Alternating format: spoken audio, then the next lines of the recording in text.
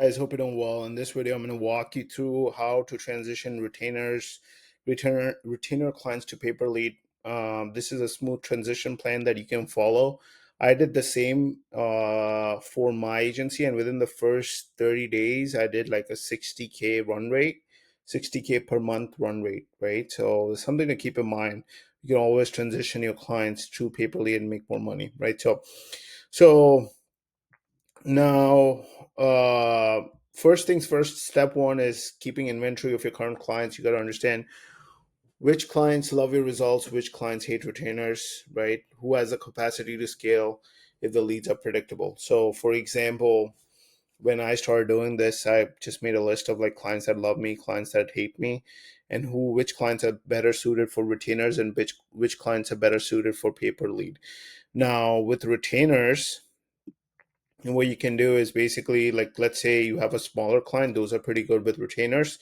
Whereas if it's like a big client, you can just try to transition them on the paper lead side. Now, with the paper lead side, you have to understand the conversation needs to be in terms of like, okay, you tell the client, hey, we are looking to scale our agency a little bit more. We want to help you grow and scale and also want to grow with you. And we don't want to bring more clients. We just want to keep areas exclusive to you.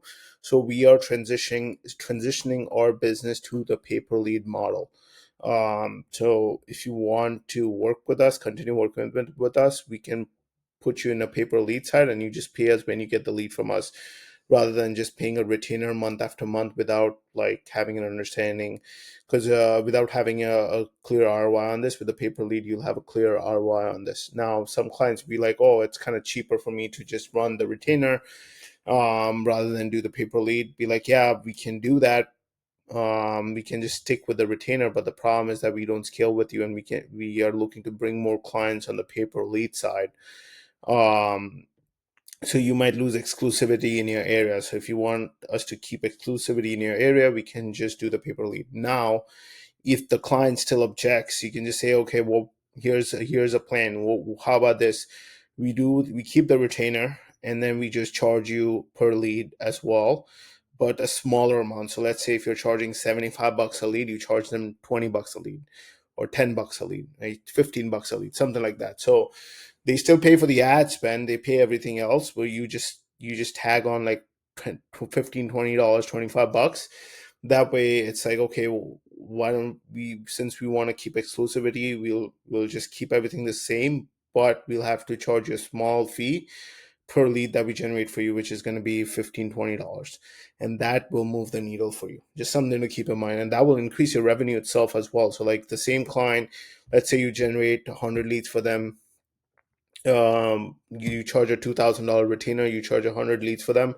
Now you are basically billing them $20 for 100 leads as well. So that's another extra $2,000 from that client. So now you're getting $4,000 from the same client, if you were to just do just the retainer, and now you can scale with them, right? Something to keep in mind. Now, run side by side pilot too. So you can keep a retainer for 30 days while adding a test order for PPL. So what you can do is you can get new clients and then put them on PPL. You can just say, hey, I'll give you 10 exclusive leads for the next 7 days, $85 per lead or call. You just pay for qualified lead. That's about it, right? You can do a test order. You can bring in new clients, do a test order for the next 30 days and see how you do with the PPL. That's another option. You can keep the retainer clients, don't change anything about them. Just when you bring on new clients, you can do that, you know. Now, step three is define qualified and replacement rules. So like, this is something you want to keep in mind. Sometimes what happens is that you don't your definition of qualification is different from the client's definition of qualification. So you need to highlight in clear terms what type of lead you generate for the client, when you send the lead to the client, and what is considered as a replacement. If you don't have that clearly defined, then you'll be messed up. You'll get a lot of replacements. Now that said, sometimes you don't want to define it so much. Like you want to have like two, three important rules, but you don't want to have like 50 rules that scares the client and never signs up with you. Okay. So you want to have like two, three important rules like, hey, this is the type of lead we generate. This is when we transfer the lead to you. And this is when you get billed. Okay. For replacement, you can replace if the client says they're not interested anymore.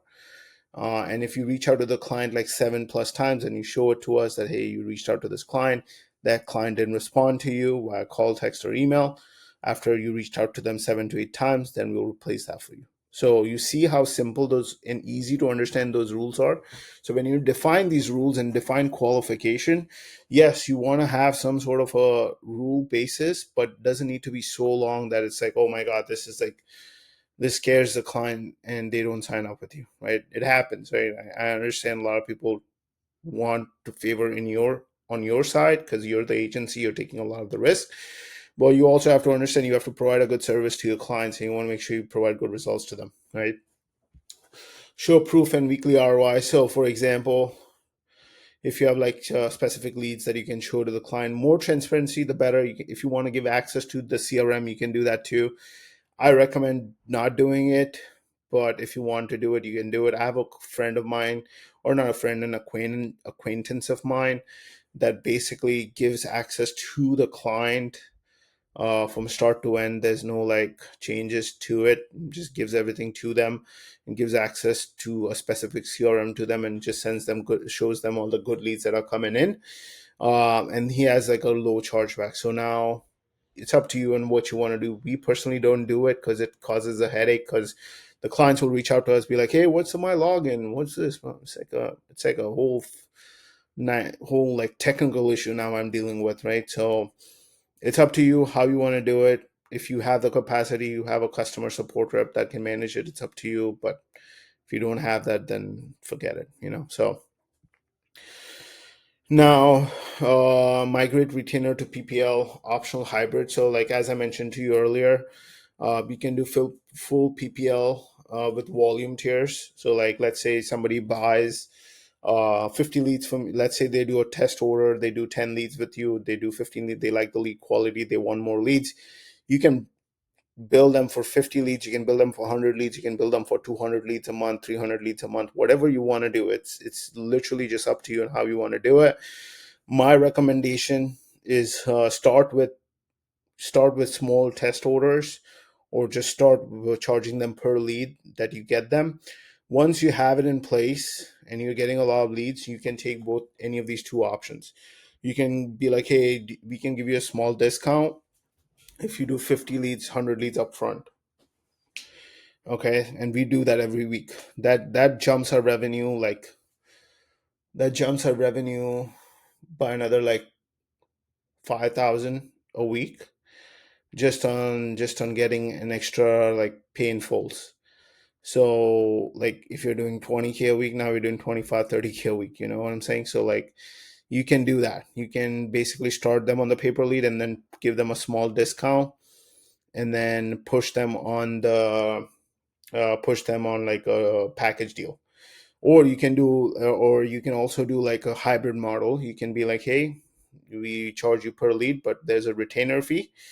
You can do this if you're running like ads and stuff, so you can charge a small service fee per month and then just charge per lead that is generated for the client. They still pay for the ad spend, but they pay you also per lead as well. So it's up to you. You can choose any of these models. You can slice it the way you want to slice it, but you want to have some sort of a performance play in there. That way you can make more money out of this rather than just like charging per retainers, because some clients are going to do well and you are basically making the same money.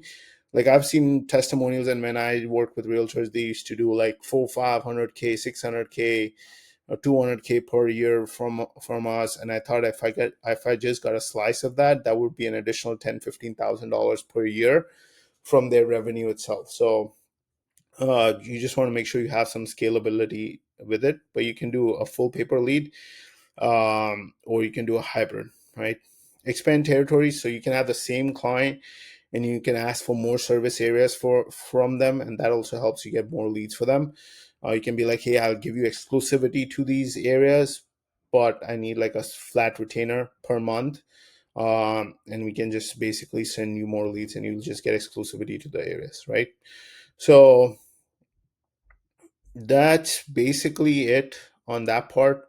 Hope that was helpful. If you need more help transitioning to the paper lead side, let me know. You can book a call with me. I charge per. I just do one call for the hour, give you all the information you need. Now, if you want to do any long term coaching stuff with me, we can do that too. But that would be after the 1 hour call, um, and see if you were actually interested in doing that. That's the main thing. But on the 1 hour call, I open up everything. I answer any questions you may have. Also, give you insights into how I run my business in detail.